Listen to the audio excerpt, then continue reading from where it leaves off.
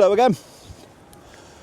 Thanks for joining me. I'm having a little bit of a walk on the canal today with the dog, Mr. Bob. You're probably wondering why I have never featured any canal fishing on this channel. Well, the answer is quite simple really, because I knew that one day all I will be doing is canal fishing. Yeah, that's right. My wife and I, we have always wanted to live a kind of independent and alternative lifestyle when we got a little bit older. We wanted to travel through Europe, but Brexit put too many obstacles in the way for that nowadays. So about 5 years ago, we really started to consider and research buying a narrowboat and living on the canals as a continuous cruiser. Got 2,500 miles of canals to explore. Imagine all that fishing. I've now retired from work and we've seen a boat and we've arranged to have it surveyed. What's going to happen is we're going to take the boat out of the water and ultrasound the steel hull and see if there's been any corrosion and the general condition of it. Oh, just getting the dog on the lead here. Yeah, have a look at the survey. Yes, we are buying this. It's survey day today. These are all the markings from the surveyor. Testing the hull thickness, everything is okay. There's a few minor issues to deal with. It's only a 4-year-old boat, so there's not that many problems with it. It is ready for blacking, and this is bitumen blacking. So what we're going to do is have the entire hull blasted and the epoxy coating put on, give it some longevity.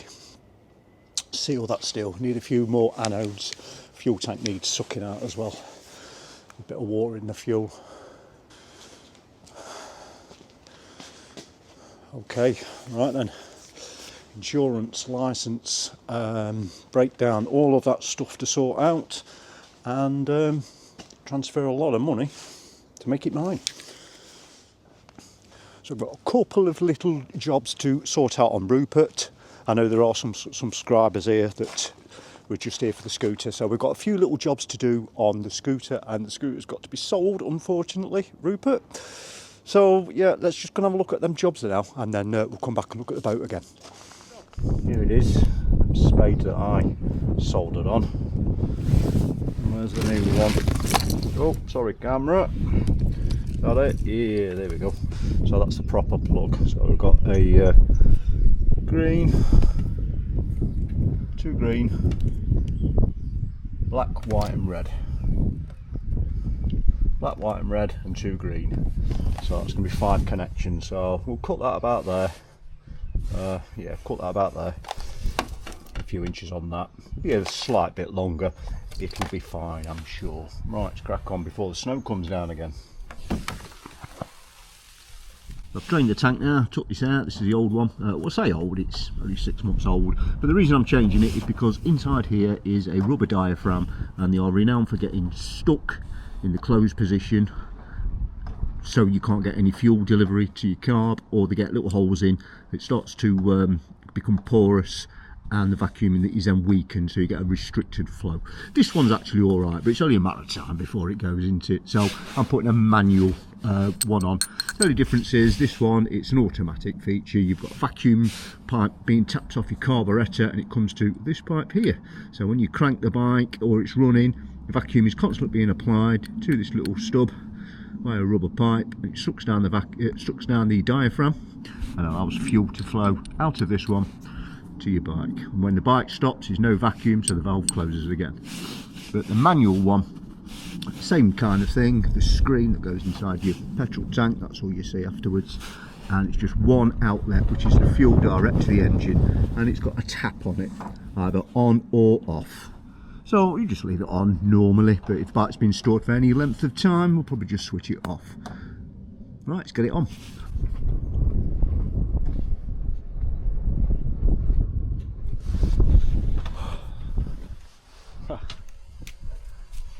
Hello, Mr. Bob.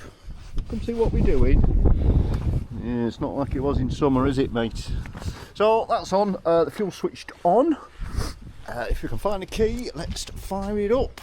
Hopefully, new connections on the CDI. Change the fuel. Turn you around. Oh yes.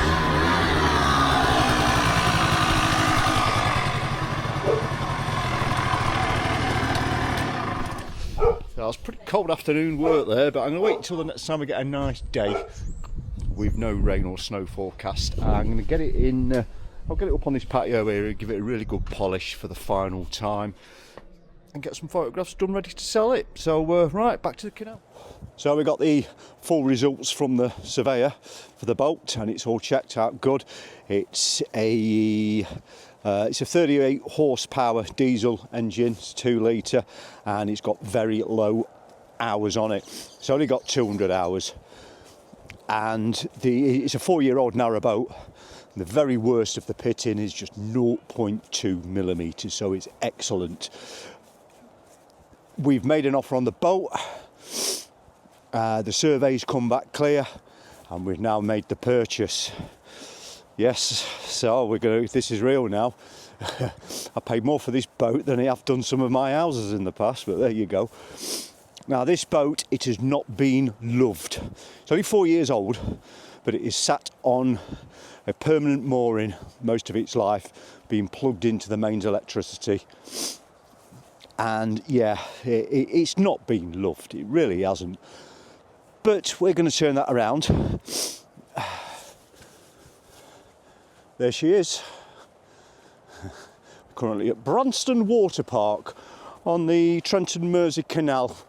So we've been moving the boat from where you saw it being surveyed back to a marina near us, and we've got that space until May. So I've got until May to get this done, and then we want to be living in it. Now, you've just seen me do a few little jobs on the scooter. Well, sadly, Rupert is going to be for sale. A lot of our possessions have already gone. We've already been downsizing. Fishing stuff, poles and everything, coarse fishing gear's already gone. Carp fishing stuff's gone. So you can just see all the chalk marks still from the surveyor. Yes.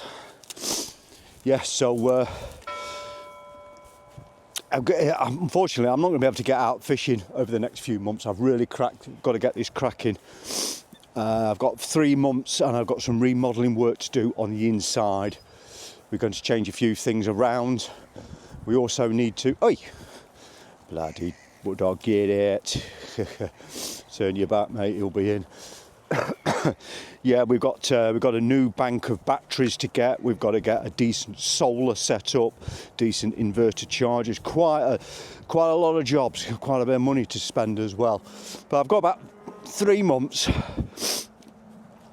I'm aiming for, but we've got 4 months in case the project overruns a little bit, and then once we're out living on it, we've got 2 months. We've got June and July. My wife's going to repaint the inside once we've done all the structural work, and I'm going to prepare and paint the outside of the boat. That's got to be done by August, because on the 4th of August it is going into a boatyard, and it's going to be there for 3 weeks. It's coming out of the water.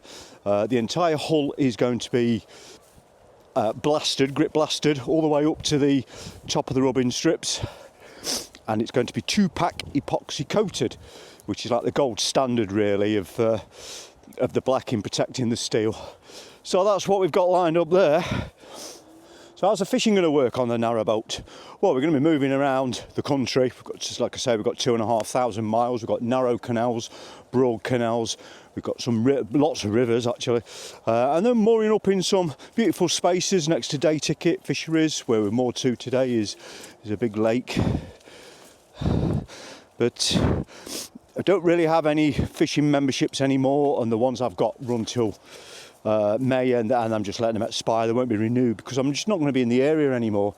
We're going to be getting the Waterways Wanderer ticket, which basically covers you for canal fishing anywhere that isn't controlled by a club. And then on stretches that are controlled by a club, quite often you'll see the signs at the bridge holes and just get on their website. Day tickets are normally cheap enough. If it's worth fishing, we'll stop off and do a bit of fishing. Tell you exactly where I am. Day ticket, prices, where you get them, and all the info that you need. So it's going to be a bit of It's going to be a bit of a first really, I guess, for a pike fishing channel. You don't normally give venues away, rivers and lakes, but canals are a different thing entirely. There's a public footpath that runs on one side of every canal on the towpath. Anybody can rock up, and if you've got the right ticket, you can fish. So why not tell you? So I'm sorry there's no fishing for you in this one, guys. Just thought I'd rock up and let you know what's happening and what the timeline's going to be. So stick with me a few more months. I'm going to be a full-time fisherman. I'll tell you what I will do.